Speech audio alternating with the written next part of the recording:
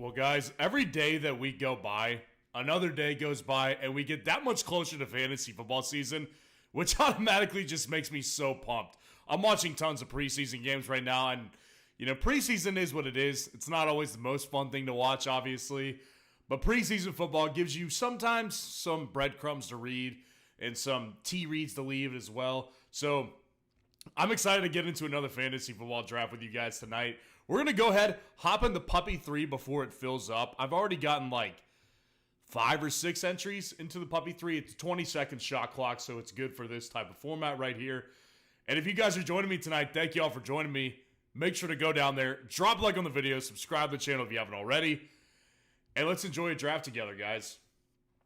Let me know what's going on in y'all's lives tonight. Let me know what kind of fantasy questions we want to talk about, because there's a lot to talk about, honestly, and I'm going to get into some stuff here in just a minute. One of the biggest things for me that I want to get into that I actually watched last night in particular was that I watched that Colts versus Bengals game, and in that game, Anthony Richardson played, I think, like all of the first quarter, and I actually was just coming home from getting dinner, and I walked in and I saw that he was like 6 of 7 on his first like drive or two. And I hadn't seen it, so I was like, oh, that sounds great. And then as soon as I sat down and watched him, and I hadn't seen, how he had looked on his completions yet, but I started watching him and I was like, man, he does not look very good to me. So I mean, he was airmailing dudes, like, it was just throwing passes that weren't even in the vicinity. He looked like behind on throws, and I just remember sitting there thinking, man, like, is this what we're going to see with Anthony Richardson? So I wanted to go back and watch what he had done before I started watching. And before I started watching, like, he made good throws. There's no question that he has talent, obviously. Like, this is a guy who can throw the ball through a brick wall. I talk about that all the time. Like, he's got the talent and the arm strength to throw through a brick wall. I don't doubt that based on, like, how he looks still. Because he was throwing into tight windows and, like, hitting guys in stride last night. And then as soon as I turned it on, I just, like, saw what I saw. And I was like, man, it's inconsistency is kind of what I'm afraid of with Anthony Richardson. Now, I will say, like, I believe ultimately in his coach. I believe in Shane Steichen being able to figure that one out. So I'm not, like, super worried about Anthony Richardson, but, like, I think that's one thing that he could probably continue to grow on during the season with Shane Steichen.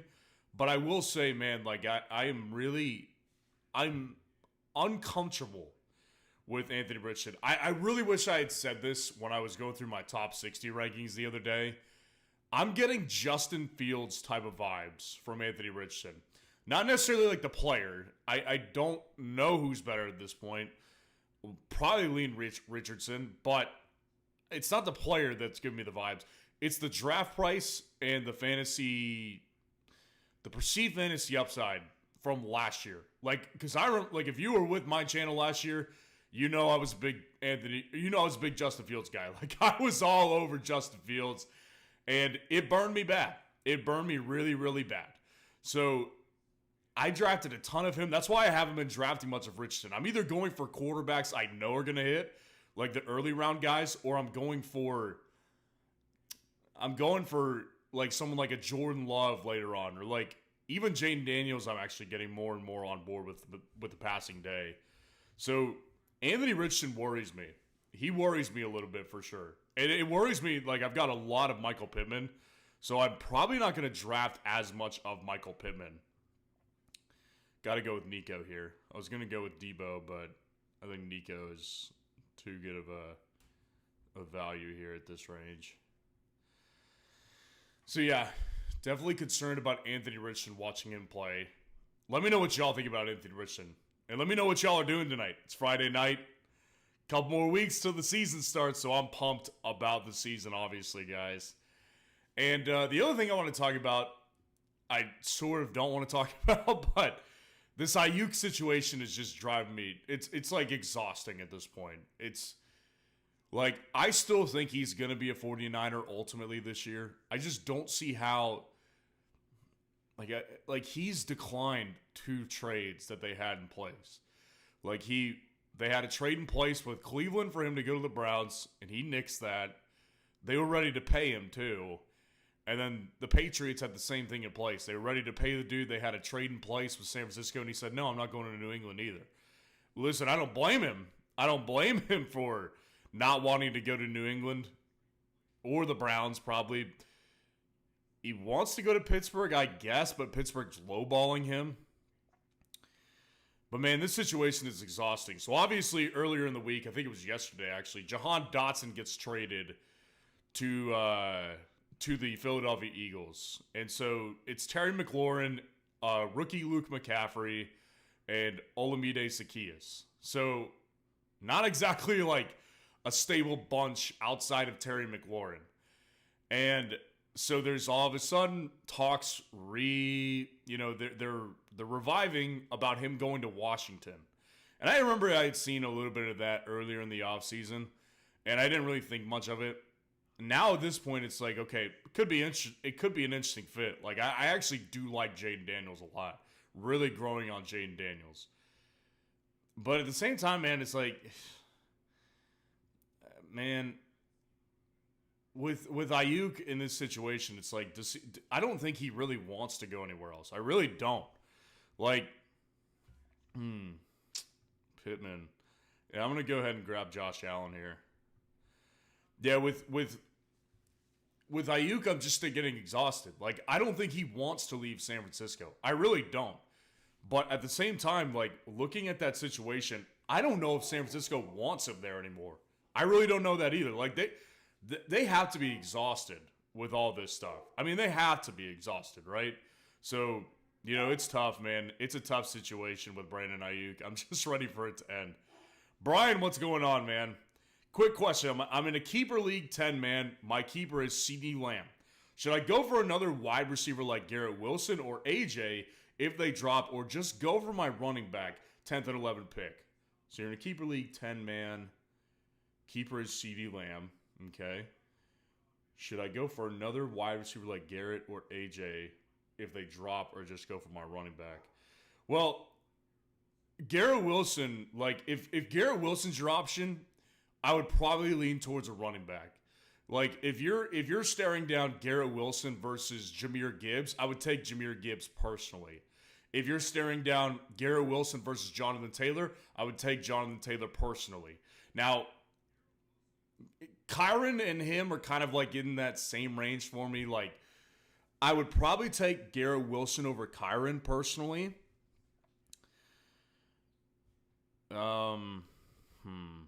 Should I go Pittman 4th round? I mean, it feels like a really good value. I'll go with Pittman. I was just talking about Anthony Richardson, how I'm getting scared off. But, Garrett Wilson in that range is not someone I would pick over, I would not pick Garrett Wilson over Jahmyr Gibbs or Jonathan Taylor. Now, if you're looking at Kyron as your best available running back, or like Pacheco, I would pick Garrett Wilson. But if A.J. Brown is there, I would pick A.J. Brown personally. I would double up on wide receivers. Because, you do have CeeDee Lamb, which is a good thing. A.J. Brown will obviously provide you that second big boom, playability with wide receivers. And I just love the running backs in round 2, especially in your range. Like, 10th and 11th pick. You're right there at the end. So it's like, you could, if A.J. Brown falls to you, you could get A.J. Brown and then get like a Jahmyr Gibbs, right? Like, that's the move that I would be trying to look to do in your situation right there. G6, what's going on? My Dynasty team officially has 0 picks, but my team is locked to win the next 1 to 4 years. I love that, man. The one thing about Dynasty that is, obviously, I have my Dynasty channel that's separate from this channel right here. Dynasty Fanalysts. We just crossed 1,000 subscribers on that channel. And I'll be posting on here throughout the season. So Dynasty is the off-season channel mainly. But, in Dynasty, I love playing Dynasty. It's my personal favorite way of playing fantasy football. And the thing about Dynasty is I've always found it good to kind of balance a little bit between having picks and having a team that's ready to win now. But what's really interesting is, like, in one of my Dynasty leagues, I've been to the championship in a very competitive league. I've been in the championship 2 out of the last 3 years, and I won one of them. And that team, it was an orphan team that I took over.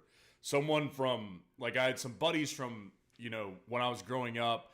They started a league when they were in college at A&M. And so one of their guys dropped out. They got another guy. He dropped out. So it's like I took over this, like, orphan team that had been through 2 people already. Got to go with the Kincaid stack right here. And I didn't have many picks. So I, like, immediately took over the team and started trading, like, high-name guys like Odell Beckham at the time for picks. And then I hit on some good picks. And then, like, now when I look at this team that I have, the picks that I have some firsts. Like, I have some good capital, but I would say more so I'm into building the team than taking picks. Like, because I think that one thing I see in Dynasty is that there's people who will literally mortgage everything, like, all the time. If they see their season, like, if they're 3-5 or something like that, they'll mortgage, like, players for draft picks. And it's like, I don't get that mentality personally. Like, you're like, you want to win. You can't always be like, I'm going to win next year. I'm going to win next year. So I lean more towards your side of things, but I will say, like, I do prefer personally to have some capital because it is just that. It's capital. It's not only draft capital, but it could be used as currency to go get, better players. So, Clint, what's going on? Does Aiyuk ball out in San Fran this season if he does not get the long-term deal? It's really hard to tell at this point, man. I was just talking about Brandon Aiyuk, and so I think I'm picking again here. So now I've got a ways to go before I pick. I'll go ahead and take Rachaad White. So with Aiyuk, man, like, at this point, there's a lot of just weird things going on with him. I was just talking about, and I don't think he wants to leave. Like, I really don't. I think that he's hurt and, like, upset that they don't give him the money that he wants and he thinks he's worth. The reality is they have to sign Trent Williams still. Like, he's holding out too. Trent Williams is just more important to that San Francisco offense than Brandon Aiyuk is. Just a reality. So he's not as important to the team as he thinks he should be. And I think he's getting upset by that. So he's, like, acting based on emotion. The 49ers, the danger with it at this point is, like, I think the 49ers are sick of him. Like, there's been so much. Like, it's so exhausting for me to watch. So I can only imagine what John Lynch, the GM, is going through in San Francisco right now. So it's tough to say, man, like, because this stuff does linger for sure. If he doesn't get a long-term deal, I definitely see tension throughout the year. But I also think to myself, like, you can't, as a player, what good does it do for your career to let this affect the way you play in a prime year of your career? Like, Aiyuk is in the prime of his career. If he was to hold out for a season or let this affect him to the point where he didn't play as well, that would be just ridiculously stupid. Because he wouldn't get the money that he probably does deserve next year on the market if he doesn't play well this year. So it's a tough situation, man. I lean on the side of yes with Aiyuk because I do think he's a really good player. And I think that he fits their scheme really well with his role. Now, will he do what he did last year in fantasy? I don't know. Because a lot of what his fantasy production relied upon was his yards per catch. And that's not a sticky stat. Went through an entire study about that this offseason. So, yeah, it's tough, man. But I would lean on the side of believing in Aiyuk personally. Brian, thanks for the info. You're awesome. I appreciate you being in here tonight. Make sure to go down there, drop a like on the video, subscribe to the channel if you guys haven't done so already. Live Creation, what's going on, man? Good to see you in here tonight. Traded Tyreek for Achane and Godwin. Did I win? Needed a better running back. Let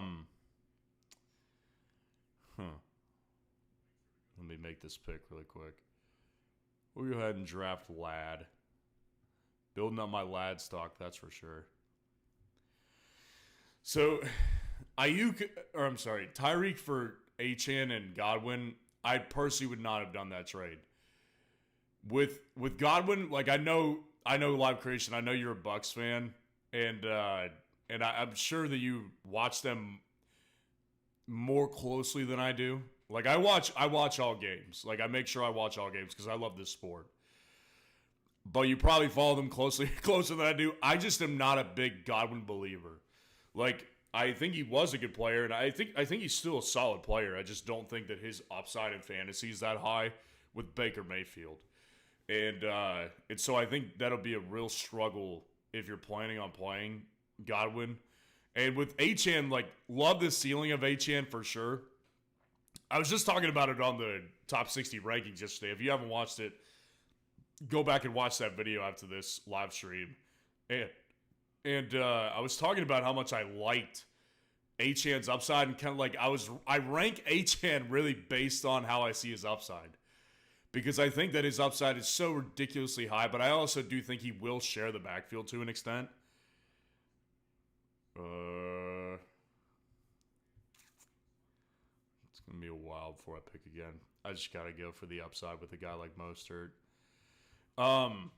So, like, with Achane, like, I rank him with both those things in mind. Ridiculous level of upside because this Miami offense is so extremely running back friendly, but also will split touches. So there's a trade-off there.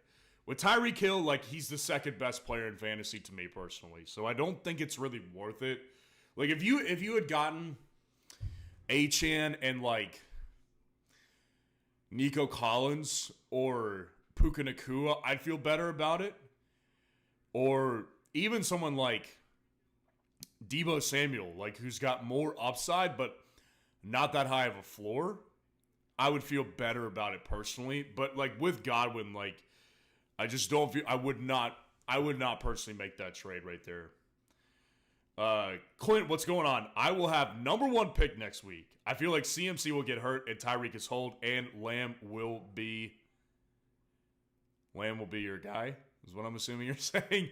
It's such an interesting conversation, man. Like, because I went over this a bunch, and listen, I get it. Like, I totally get where people are coming from on Christian McCaffrey this year. I feel very similar. Like, I have said publicly, I don't want the 101. I've been fortunate enough to not have it in, like, any of my home leagues or any, like, I haven't had the 101 in any, like, home redraft league. I've had the 101 plenty of times in best ball, and that's different, right? Best ball, you have to draft exclusively for upside. But you really do just have to draft for upside in fantasy if you want to win. So my thing with this whole Aiyuk thing is, if we were talking about looking back to Jonathan Taylor a couple years ago, if you guys were playing fantasy football, I think it was like 2-3 years ago now, that Jonathan Taylor was the 101 in fantasy drafts. And I remember being so uncomfortable with having him there because McCaffrey was coming off like a string of injuries with Carolina. And so people were like, well, we think McCaffrey's, just getting a little bit washed up. Turns out it wasn't the case. Turns out McCaffrey was elite that year, and Jonathan Taylor came in that year and got injured, and it didn't work out. Oh, man, it's so hard to say no to Brian Robinson. I am such a big Brian Robinson drafter. It's ridiculous. So for those of you, just to understand, I've been going more RB-centric in the last several drafts, just because I'm testing out different draft strategies. I'm in so many underdog drafts, so I can afford to kind of play around with different strategies here just to see what gives me the best chance of winning. With McCaffrey, man, like, if we were talking about Jonathan Taylor that year, where Jonathan Taylor the year prior, where he was the running back 1, when he finished, like, I don't remember how many points over the RB2, but it wasn't as many as McCaffrey. Like, McCaffrey, when he is the RB1 last year, and in, I think it was 2019, like, he outscored the RB2 by like 100 points. Like, that's like the upside on that is impossible to say no to. So I get it. Like, I get the fear. drafting an injured player with your 101 is so terrifying. But I can't in my right mind tell anybody to avoid him personally. Like, it just doesn't. I can't do it. I cannot personally do it. You know what I'm going to do? I'm going to draft A.D. Mitchell. I think I've only drafted him a couple times, but I'm going to draft A.D. Mitchell here. Got a couple wide receivers with that Week 14 bye week, so I'll have to diversify that a little bit more. Yeah, I can't in my right mind tell anybody to not take McCaffrey in any format. I really just can't. Unless you're in a Superflex league, like that is where I would say if you're in a Superflex 2 quarterback league, that's when I would say, yeah, just take Josh Allen. Just take Josh Allen. G6, what's going on? Thanks. My lineup in that league is Love, Caleb, Bijan Brees, AJ Brown, Tyreek, and Garrett Wilson. Ferg, likely flexing Achane and Kyron, Christian Watson, and Nico Worthy on my bench. Wow, that team is stacked, man. That team's a pretty stacked team. You should be in pretty good shape this year. You got a lot of upside on that team for sure. And Puka. Scored Puka and Kyron free last year off waivers. Sounds like it's so funny with Puka and Kyron, obviously. Like, they were the prizes last year. And, you know, it's really interesting. I really want to hear what y'all think about the Cooper Kupp, Puka Nacua debate. Because that is turning into a real debate. Like, people are actively, advocating for me to rank Cooper Kupp over Puka Nacua. I can't do it. I can't get there. I just don't believe in it. The age is a problem with me, and the injury history is a problem with me. So, and honestly, Stafford's a problem with me too. But that would affect both of them. So let me know what y'all think. Do y'all think it's Cooper Kupp or Puka Nacua this year? Let me know in the comments. Let me know in the chat. Fill it up. I want to see the answers here.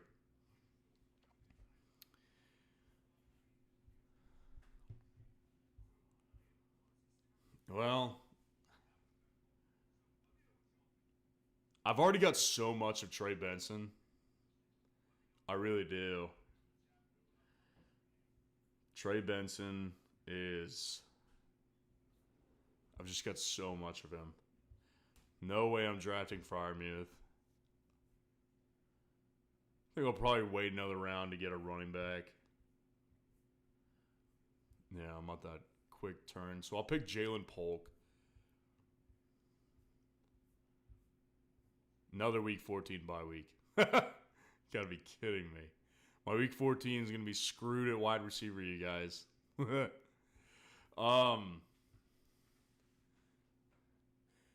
Danny Juarez, what's going on?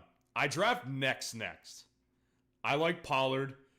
Who would you draft him over? Wide receiver or running back? I mean, in Pollard's range, in a 10-man full PPR, 1 quarterback league, it's hard. I don't remember exactly what his ADP is on, like, per platform. But I do know that, like, guys like Brian Robinson Jr. are in his range, and I would easily take Brian Robinson Jr. above him. Wide receivers in his range, maybe you're looking at, like, Rashee Rice, which is a clear buy over Tony Pollard for sure.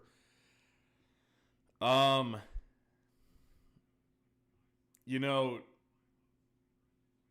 I really started out the offseason liking Pollard. I've lowered on him because of Tyjae Spears. And everything that I see with Tennessee's offense, it looks like they're just kind of projecting out to be a pass-first offense, which I think personally benefits Tyjae Spears more. I have so much of Chuba. I'm going to go with JK. I have so much of Chuba Hubbard, you wouldn't believe it. I mean, he's my second most drafted player, only behind Addison, and I have completely halted on drafting Jordan Addison. Pollard, like, I still think he's a good pick, but, like, if we're looking at guys like Raheem Mostert, Brian Robinson, Chase Brown, even, I would take those guys. And I would take wide receivers in his range like Rashee Rice. I would probably take Terry McLaurin over him. Jaden Reed I would take over him. So he's just not my favorite. And, like, I'm guessing, like I said, I don't have the ADP of him pulled up in front of me everywhere, so I don't exactly know. And I know you're not talking about underdog because it's a 10-man full PPR, one quarterback league. So, yeah, based on what I can remember from his ADP, I would probably take quite a few guys over him.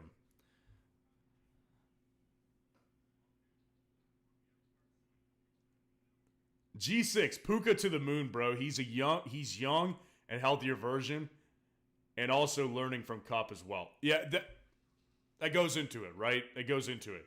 So G6 says Puka, Danny Wara says Kupp. So let me know, guys. Let me know, Cooper Kupp or Puka Nacua this year. Who do you like better? And just take out draft price. Take out draft price. I don't want to discuss draft price. Tell me who you think will be the better fantasy player this year. Because I'm on Puka's side for sure. I'm on Puka's side, but I understand where people are coming from with Kupp. Obviously, the experience is there. Obviously, he's been a league-winning guy in the past, so I get it. Dude won me a lot of championships several years ago. I've always been a Cooper Kupp guy. I just really struggle with the injury and the age at this point. Brian says Puka. So we've got 2-1 Puka over Cooper Kupp. Y'all let me know. I'm going to go Jalen McMillan.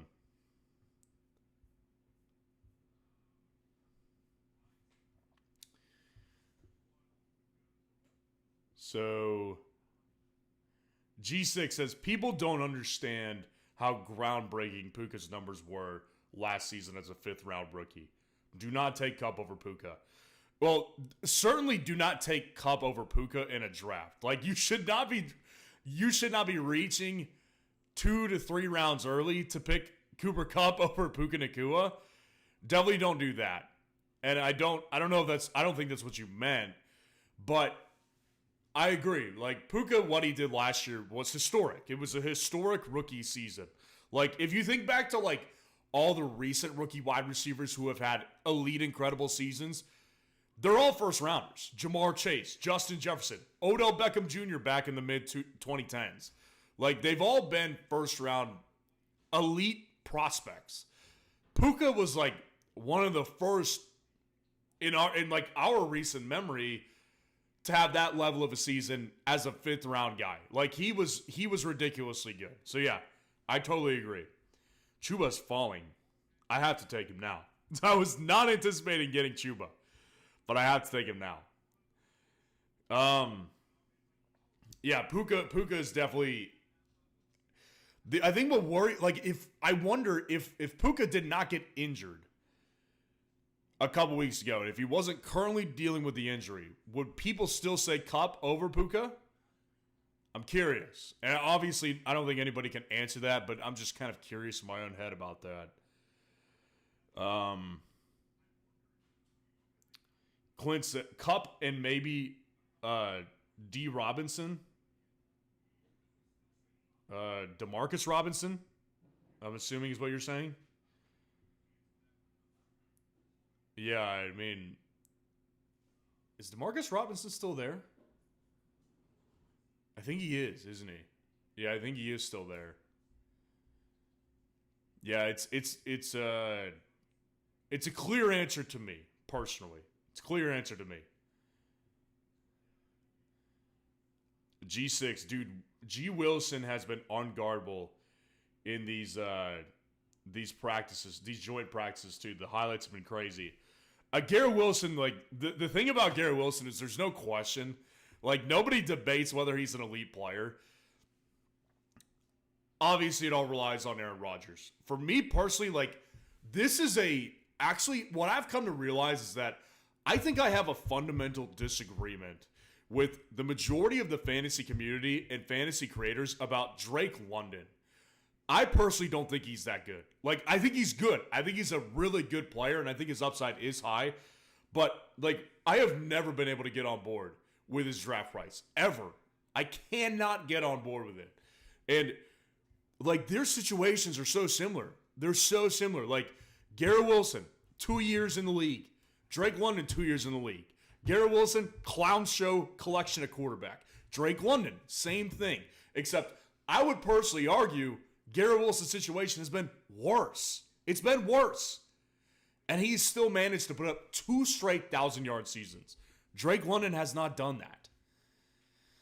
So I just have more of a fundamental disagreement, I think, with Drake London's price this year. Like, I just cannot, I have never been able to get on board with this one. So, Garrett Wilson, like, I agree. Like, dude is an electric route runner. He just, like, I just want to see him unleash it because everybody knows it's there.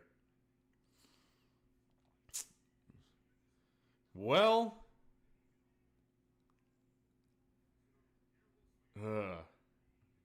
I'll go Burton. And I'm going to probably go ahead and target Bo Nix unless he goes. And figure it out from there. Pray, what's going on? Could you help me with a trade in my redraft PPR league? Yeah, let me know in the comments below. Let's see what you got. G6, London is kind of like Metcalf. Athletic freaks, but I don't think they'll ever be elite options. Garrett Wilson is elite caliber, in my opinion. Very strong comparison right there, actually. Very strong comparison. Obviously, they don't look the same. Like, DK Metcalf looks like a bodybuilder on a football field. And I think he's more physically gifted than Drake London is. But Drake London is, I mean, they're just different. Like, Drake London has his own unique set of gifts. He's big. He can run routes really clean for a big guy. He is physical, too. So, I see exactly what you're saying. Like, I think the physical gifts will always outshine his fantasy production. I actually do believe that as well. That's a really interesting one. Because it's so true. Like, with Garrett Wilson, if you're being honest, like, we all know that Garrett Wilson is a really good player. So, not a big fan of this team, to be honest with you guys. I don't think I've drafted the best team tonight. This was not my favorite, to be completely honest. But we're experiencing. We're trying different things. Trying to win the money, guys. So, got to take risks. Yeah, Garrett Wilson is elite. Like, and I just want, and everybody wants him to just show it. Actually, I worry more about Rodgers than I do with Wilson. I like Rodgers. I think he'll do fine this year if he stays healthy and upright. But I do worry. Like, I don't think there's a chance we see Rodgers of 3 years ago, MVP Rodgers. I just don't think it's likely. 40 years old coming off an Achilles tear, I don't think it's very likely. I always liked Rodgers, but, you know, it's a tough situation. It's a tough injury at 40 years old. Pray, my starting quarterback is Jaden Daniels, and I got a trade offer for Kupp for Lamar Jackson.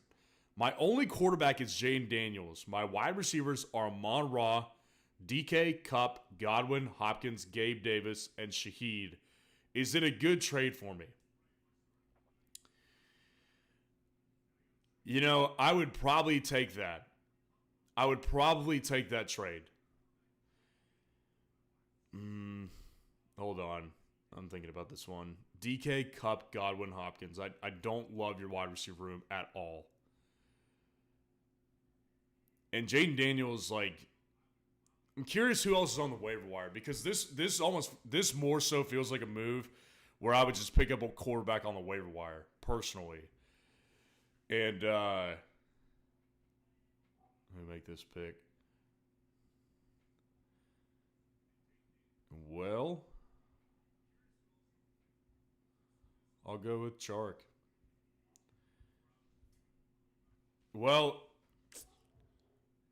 yeah, I'm curious to know who's on the waiver wire for you, because if you have a deep enough bench where you can add him, or if you have a player you're comfortable dropping, I would pick up, like, I've noticed in my own redraft leagues, Justin Herbert is going undrafted.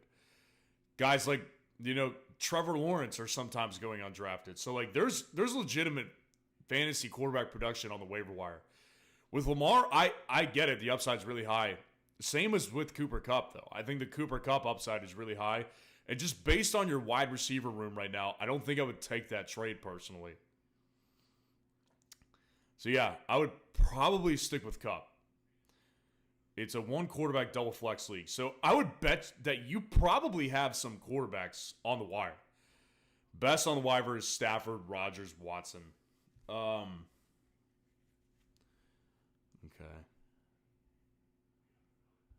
I'm going to go Mr. Theo Johnson. Theo's a guy I've taken quite a bit.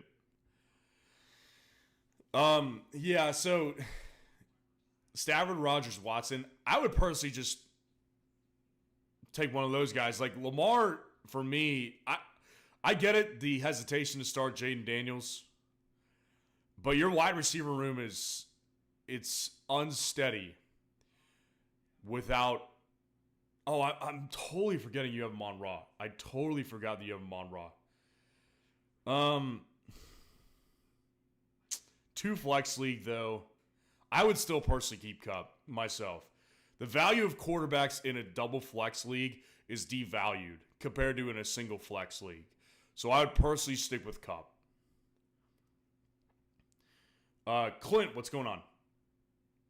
Question, what underdog best ball leagues are you most excited about and why? Definitely Best Ball Mania is the number one, obviously, because Best Ball Mania you can get over $1 million if you win first place.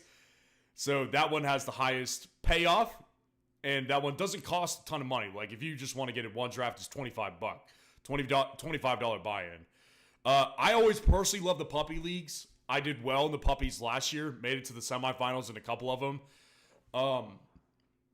I like the puppies. Let's see what else I'm in. The Rottweiler. I think I had some good drafts in the Rottweiler.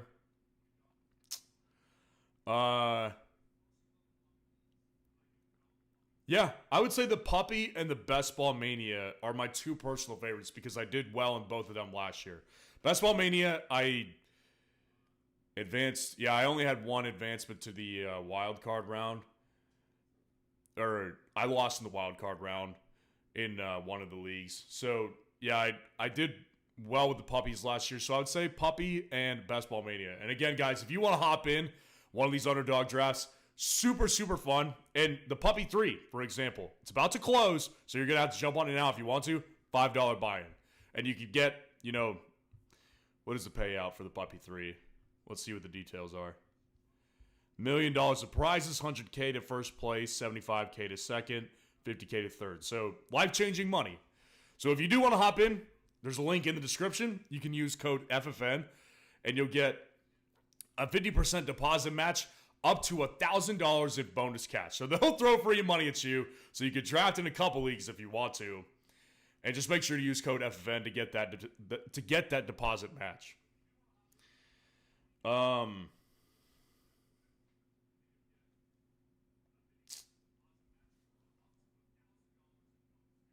Let's see what else. Pray, which of the quarterbacks should I pick up? I would personally go with... it's tough, man. They're all kind of in the same tier for me. Personally, I would go with...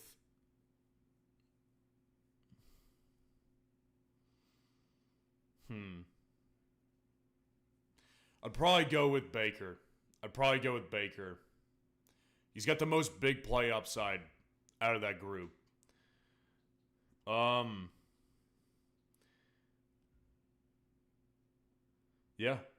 It's a good night tonight, guys. Let's all enjoy our Friday nights, guys. I appreciate y'all being in here tonight. Make sure to go down there, drop a like on the video, subscribe to the channel on your way out if you haven't done so already. I'll go live again tomorrow. We'll do another live draft tomorrow, and then we'll come out with another video on Sunday. Today's video was the IDP ranking, so if you don't play IDP, totally fine. IDP is a lot of fun. I would personally recommend doing it because I've got your back on the rankings, and it's just fun to be able to pay attention to defense and appreciate it. So if you do want to get an IDP, think about it.